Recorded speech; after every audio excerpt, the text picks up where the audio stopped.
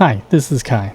I'd like to share my thoughts and opinions on the final assault update that Splash Damage has announced for today. While I'm by no means an expert with the game, I have played for a couple of hours. I don't think it's necessary to discuss all the changes. I'll leave a link on the description below if you want to read all the descriptions. I'll just go through some of the ones I feel that are the most important ones. So let's talk about the most important update I feel that happened was the Aura update, which in a sense they fixed Potent Pack, but in reality they just nerfed all the other cards. So now you're going to have Potent Pack in order to have the same rate as before.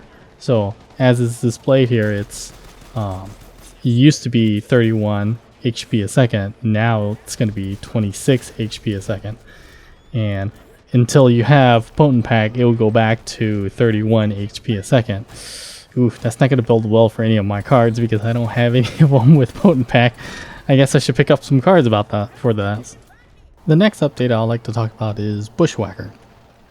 For the engineers, he does not appear to be the most viable engineer, especially on offense.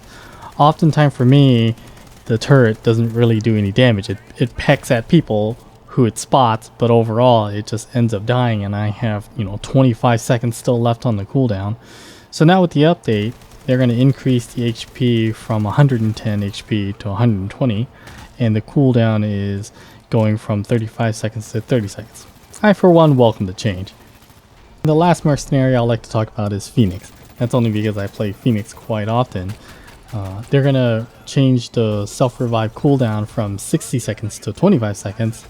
I also find this as a welcome change. However, I don't think it's really going to change too much in the gameplay. There's rarely a time where I find myself having the self-revive on cooldown where it feels like there will be a time where I can actually use it. So, but at least this opens up more opportunities to, if you die behind cover, you'll be at least self-revive, perhaps several times.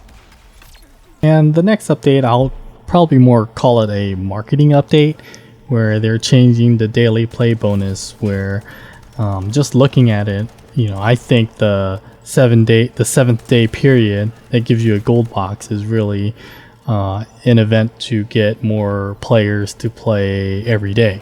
It doesn't really change my output because I play the game every day, but let's hope this brings in more people. But I mean, for the most part, if people are likely to earn something more rewarding than the current system, maybe more people will stick around longer. Who knows? And the last thing I'd like to talk about is the death of execution mode. While it's sad to see a game mode die off, it didn't seem to have that well of a reception with the majority of the fan base, but there were a committed few people that I saw often playing that game mode, solely that game mode. For me, it will probably be maybe 1 out of 10 games that I'll play in execution mode, and oftentimes I would just play to get the daily bonus credit. But for the most part, I didn't really feel that the mercenaries were really balanced for that kind of combat style or game style.